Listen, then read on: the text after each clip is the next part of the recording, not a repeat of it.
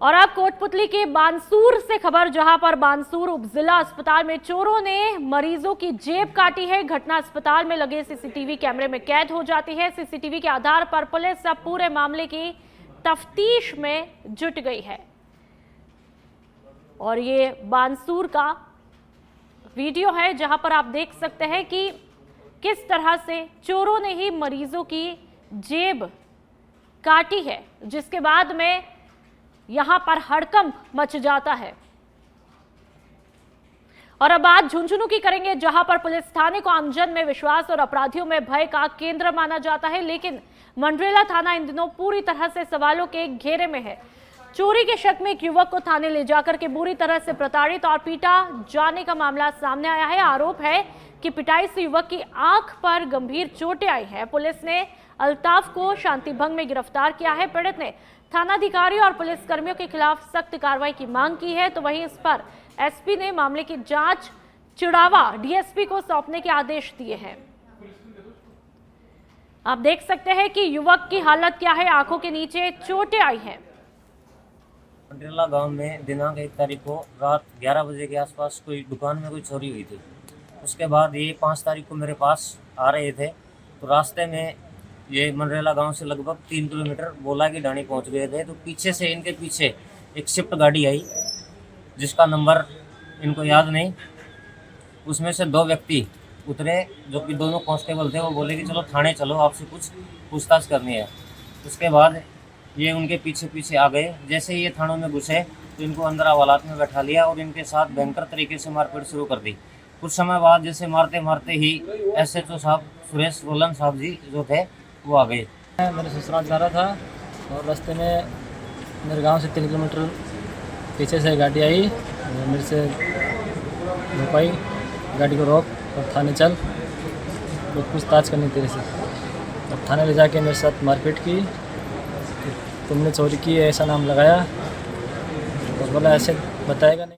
और अब बात राजधानी यानी कि जयपुर की करेंगे, जहां पर रुंगटा नर्सिंग कॉलेज में बड़ा विवाद सामने आया है। बीएससी नर्सिंग के छात्र पिछले 3 दिनों से धरने पर बैठे हैं। नर्सिंग कॉलेज के 2021-22 बैच के स्टूडेंट्स को मान्यता नहीं मिली है। आईएनसी की तरफ से जारी लिस्ट में कॉलेज के बैच का नंबर नहीं आया है। नर्सिंग कॉलेजों के बैचों को लेना पड़ता है आईएनसी से अप्रूवल। आईएनसी से मान्यता नहीं मिलने पर केंद्र सरकार की नौकरियों से वंचित होना पड़ता है। केंद्र की नौकरियों में आईएनसी से मान्यता प्राप्त होना बेहद जरूरी है। अब खुद को ठगा हुआ तमाम अभ्यर्थी महसूस करते हुए दिख रहे हैं। आपको बता दें कि 4 दिन से कॉलेज के बाहर भूखे प्यासे धरने पर बैठे हैं।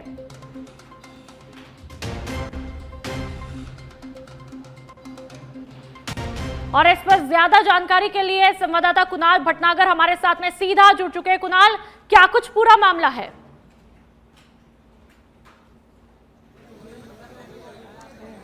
देखिए नूपुर, आपको बता दें इस समय में बस्सी के जो रुंगटा नर्सिंग कॉलेज है वहां पर मैं मौजूद हूं। पिछले 3 दिन से यहां पर जो नर्सिंग के छात्र हैं, बीएससी नर्सिंग के छात्र हैं, उनके द्वारा यहां पर प्रदर्शन किया जा रहा है। मैं कॉलेज के बाहर की यहां पर आपको तस्वीर दिखा देता हूं कि यहां पर जो नर्सिंग के छात्र हैं वो यहां पर लगातार जो है अपनी नाराजगी व्यक्त कर रहे हैं, क्योंकि इनको जो एडमिशन दिया गया था वो यहाँ पर ये कह दिया गया था कि इनका जो अप्रूवल है वो आईएनसी यानी इंडियन नर्सिंग काउंसिल से इनका जो कोर्स है वो अप्रूव है। लेकिन हाल ही में जो ये जो लिस्ट जारी की गई उसमें जो है इनके जो कई बैच हैं उनका जो है यहाँ पर नाम शामिल नहीं है। ऐसे में स्थिति ये बनती है कि जब केंद्र की नौकरी में इनके द्वारा जब आवेदन किया जाएगा तो ये जो है अपात्र हो जाएंगे। इसी को देखते हुए जो अभ्यर्थी हैं उनमें यहाँ पर खासा रोष है। जो कॉलेज में पढ़ने वाले, यहाँ पर आप तस्वीरें देख सकते हैं। दूसरा, मैं यहाँ पर आपको एक तस्वीर, स्टूडेंटों से हम बात करेंगे लेकिन उससे पहले मैं एक तस्वीर दिखाना चाहूंगा कि आप यहाँ पर देखिए कि आप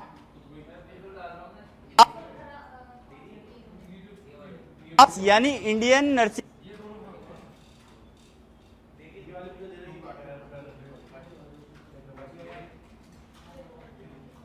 का चलता है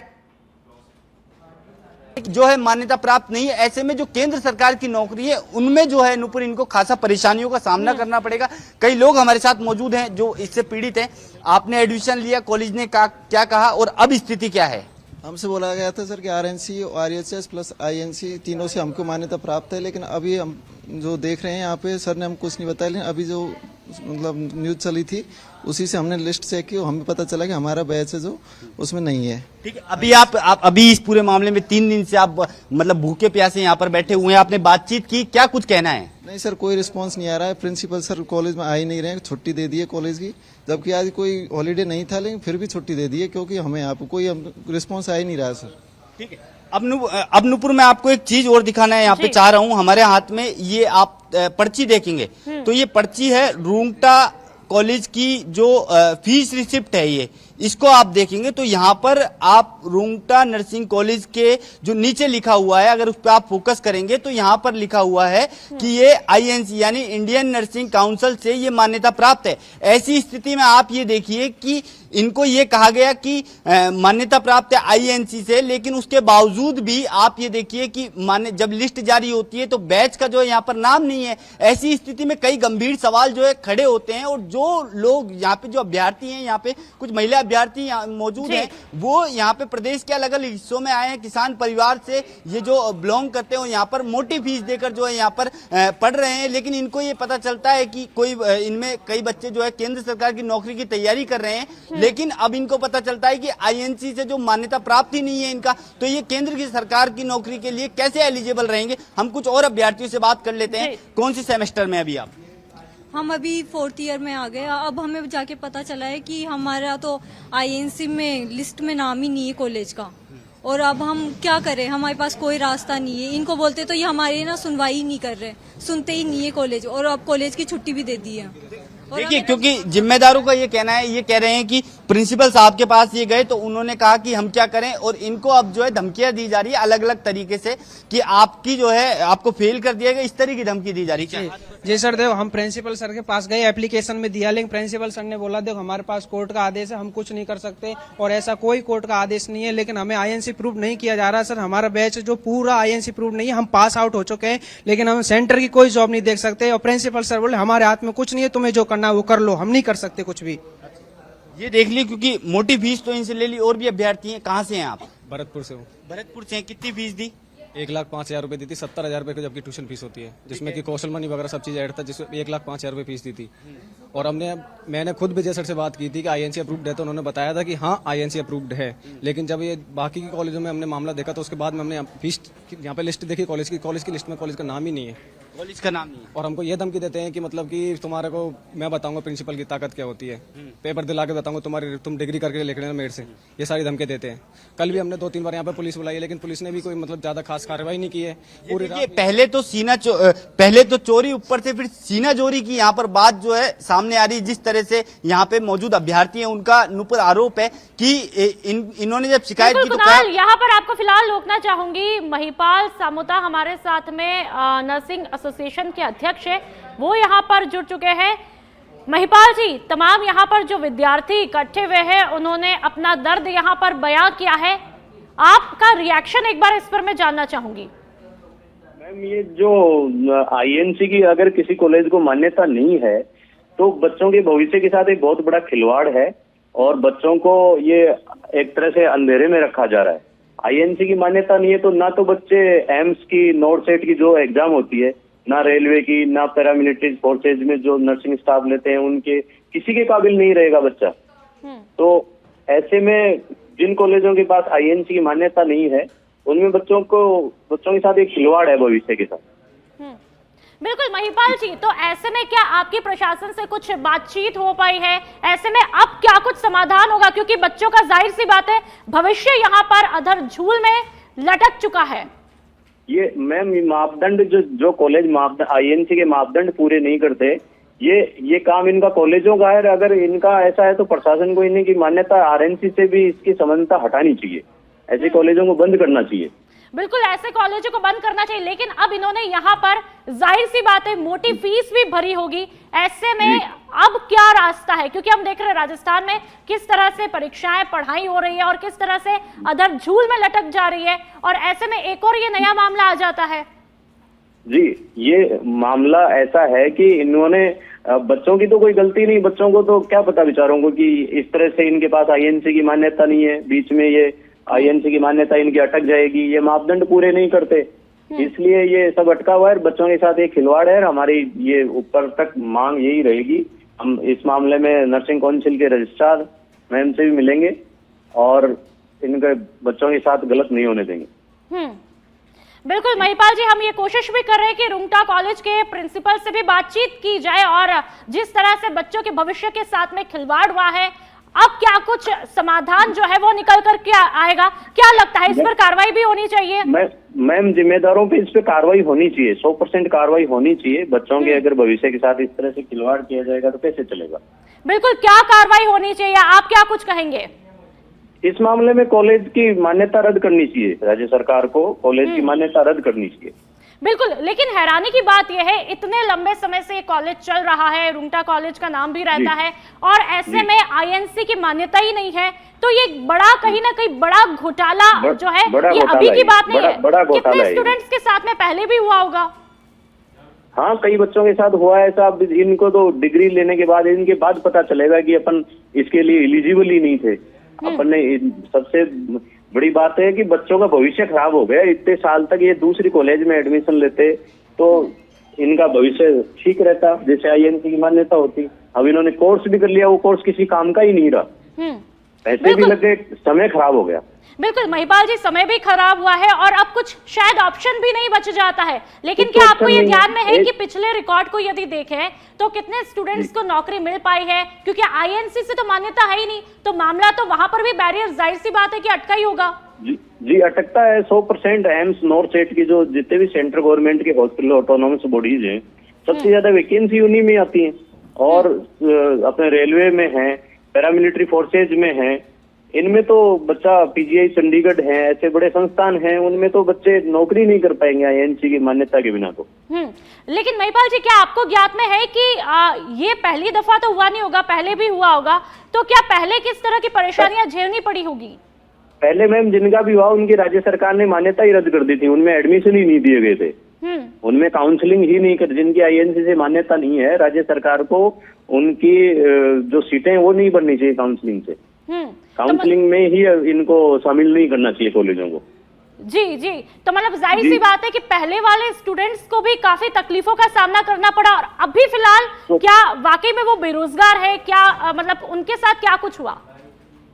हाँ, उनके साथ भी ऐसा ही हुआ है कि उनके सेंट्रल गवर्नमेंट की नौकरीज में वो जब जॉब्स में गए हैं तो वहां पता चला है ना विदेश जा सकते ऐसे बच्चे जिनको आईएनसी की मान्यता नहीं है, वो फॉरेन भी नहीं जा सकते, फॉरेन कंट्रीज में भी नहीं जा सकते वो। तो ये तो सच है कि इनके भविष्य के साथ खिलवाड़ हुआ है, इनके जिम्मेदारों पे कार्रवाई 100% होनी चाहिए। ठीक है महिपाल, यहाँ पर हमने प्रिंसिपल मनीष जी से भी बातचीत करने की कोशिश की, लेकिन वो शायद पल्ला झाड़ते हुए इस पूरे मामले पर दिखाई देते हैं और फोन भी नहीं रिसीव करते हैं। चलिए, बहुत बहुत शुक्रिया तमाम जानकारी के लिए। कुणाल, आपने पूरी तरह से सुना है, साथ में प्रिंसिपल जी को कॉल करने की कोशिश करें, लेकिन वो कॉल उठाने से ही बच रहे हैं, यानी कि पल्ला झाड़ने की कोशिश करें। तस्वीर साफ है।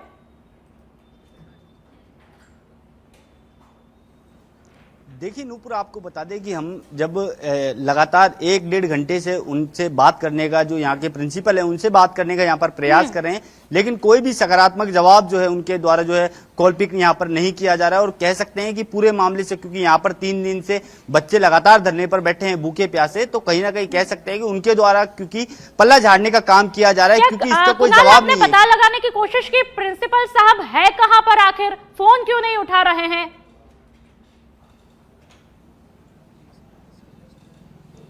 देखिए, ये तो क्योंकि यहाँ पर जो बच्चे मौजूद हैं ये इस चीज के बारे में जो है बता पाएंगे बेहतर तरीके से। आपने प्रिंसिपल से यहाँ पर बात करने का प्रयास किया, अभी वो हैं यहाँ पर मौजूद? नहीं है, बंद करके चले गए कॉलेज को सर। यहाँ से छुट्टी कर दी है कॉलेज की, 2 दिन की छुट्टी घोषित कर दी और ऑफिस का लॉक लगा के यहाँ के चले गए। कल यहाँ पर धरने बैठे थे, लेकिन प्रिंसिपल पिछले कॉलेज के पिछले गेट से चुपचाप निकल गए, हमें कोई जवाब नहीं दिया। हमें देखिए नूपुर, बच्चों का जो कहना है 2 दिन से, क्योंकि अभी हम अंदर गए तो हमारे को भी जो है ताला बंद यहाँ पर मिला और कह सकते हैं ताला बंद करके जो है 2 दिन की कॉलेज की छुट्टी और कर दी अपनी जिम्मेदारी से भागने के लिए। जब हम सवाल पूछने आए तो 2 दिन बाद की गारंटी है कि प्रिंसिपल साहब यहाँ पर आएंगे और बच्चों को कोई आश्वासन देंगे या फिर कुछ जो है विकल्प निकालेंगे? आपको अभी की तस्वीरों को देख करके लगता है कुणाल, जिस तरह से एक जिम्मेदार पद पर बैठे हैं, फोन उठाते भी नहीं है और बच्चों का भविष्य इस तरह से अधर झूल में लटका करके भाग जाते हैं, छुट्टी घोषित कर देते हैं? देखिए, निश्चित रूप से प्रिंसिपल जी, जो प्रिंसिपल है यहाँ पे मनीष जी, वो आखिर कब तक यहाँ पर भागेंगे? और हम क्योंकि यहाँ पर जो स्टूडेंट है वो लगातार उनसे संपर्क करने का प्रयास करें, 3 दिन से ये भूखे प्यासे यहीं पर डटे हुए हैं और इनका साफ तौर पर कहना है जब तक हमारी समस्या का समाधान नहीं होगा हम यहाँ से नहीं जाएंगे। तो देखते हैं कब तक जो है स्कूल की जो ये जो कॉलेज है उसकी छुट्टी रखते हैं और कब तक प्रिंसिपल नहीं आते हैं। यदि 2 दिन बाद प्रिंसिपल साहब नहीं आते तो फिर उनके क्या कुछ उनका एक्शन रहेगा, उनका कदम क्या कुछ रहेगा? ठीक है, हमारे साथ स्टूडेंट कहाँ से हैं आप? सर मैं यहाँ से हूँ, अलवर से। सर अलवर से हैं आप ये बताइए कि अब लगातार क्योंकि आप 3 दिन से बैठे हुए हैं भूखे प्यासे, जो कॉलेज प्रशासन है वो कोई जवाब दे नहीं रहा सकारात्मक, आगे की क्या रणनीति रहेगी आप? सर आगे की हम यहीं पे रहेंगे सर, जब तक हमको कोई जवाब नहीं मिलता। बिल्कुल सटीक, हमको आईएनसी से अप्रूवल ही बैच चाहिए सर। जबकि 20-21 के अंदर जो बैच था, जो हमारे सीनियर, उसके अंदर सर 88 कॉलेज अप्रूव्ड थी 150 में से उस टाइम पे। जैसे हमारा बैच आया, उस बैच के अंदर है ना 112 कॉलेज अप्रूव थी, तो क्या सर 40-50 कॉलेज ही बची, जिसमें सर कॉलेज ही फॉल्ट के अंदर आ रही है। ये प्रिंसिपल सर से हम बोलते हैं, बात करने की कोशिश करते हैं, तो प्रिंसिपल सर बोलते हैं सब अपने फोन जमा कराओ, हम वीडियो नहीं मैं वीडियो नहीं बनाने दूंगा। फिर सर इनका साफ तौर पर ये कहना है कि प्रिंसिपल अपनी जिम्मेदारी से यहाँ पर भाग रहे हैं। इनका कहना है कि जब तक हमारी समस्या का समाधान नहीं हो, क्योंकि यहाँ पर केवल राजस्थान से नहीं, बिहार, उत्तर प्रदेश, बिल्कुल कुणाल, लेकिन हैरानी वाली बात तो ये है, प्रिंसिपल साहब का बड़ा ही बेशर्मी वाला स्टेटमेंट है जब उनसे बातचीत करने की कोशिश बेचारे ये बच्चे करते हैं जिनका भविष्य जो है पूरा अधर झूल में है, तो कहते हैं कि भाई वीडियो आप अपने मोबाइल दे दीजिए, वीडियो मत बनाएगा। मतलब प्रत्यक्ष को प्रमाण की आवश्यकता नहीं है, कहीं ना कहीं वो खुद फॉल्ट में है, गलत है, शायद इसीलिए वो कहते हैं और बचते हुए दिखाई देते हैं। लेकिन अब देखना यह है कि अगला कदम इन तमाम स्टूडेंट्स का क्या कुछ रहेगा, क्या इनको न्याय मिलेगा या नहीं मिलेगा। बहुत बहुत शुक्रिया कुणाल तमाम जानकारी के लिए।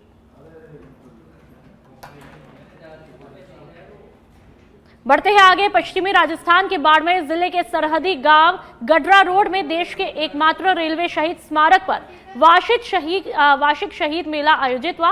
1965 के भारत पाक युद्ध में शहीद हुए रेलवे कर्मचारियों की स्मृति में भरे गए इस मेले में बड़ी संख्या में शहीद परिवारों, रेलवे कर्मचारियों और वहां के लोगों ने भाग लिया। हालांकि इस भावपूर्ण आयोजन में जिला प्रशासन और जनप्रतिनिधियों की अनुपस्थिति ने सभी को निराश किया। तो वही मेले में शामिल लोगों ने शहीद स्मारक पर पुष्पांजलि अर्पित करके शहीदों को श्रद्धांजलि दी। इस मेला 1965 से आज करीबन 60 साल हो गए।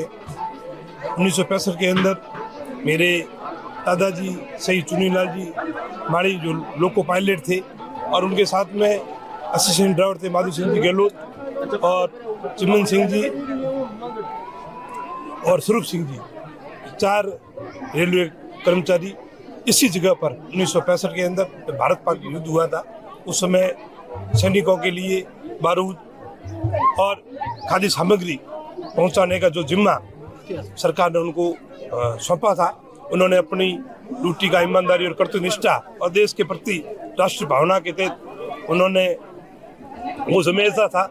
ये 1965 में जो युद्ध हुआ था उसमें ये जो शहीद हुए हैं वो ट्रेन में इन फौजियों के लिए सामग्री लेके जा रहे थे और उन्होंने बहादुरी दिखाते हुए और वहाँ से रवाना हुए। तब उनके मन में यही था, जोश और जुनून के साथ वो रवाना हुए थे कि हम फौजी भाइयों के लिए कुछ सामान लेके जा रहे हैं और यहाँ वो शहीद हो। देखिए, हमारे लिए खुशी की बात है कि इस तरह के समारोह हमारे जिन लोगों ने अपनी जान की बाजी लगाई, जिन लोगों ने वीरता पूर्वक आज से 50 वर्ष पहले ये कार्य किया, उनकी याद में, उनकी सेवा में आज ये कार्यक्रम आयोजित हुआ है।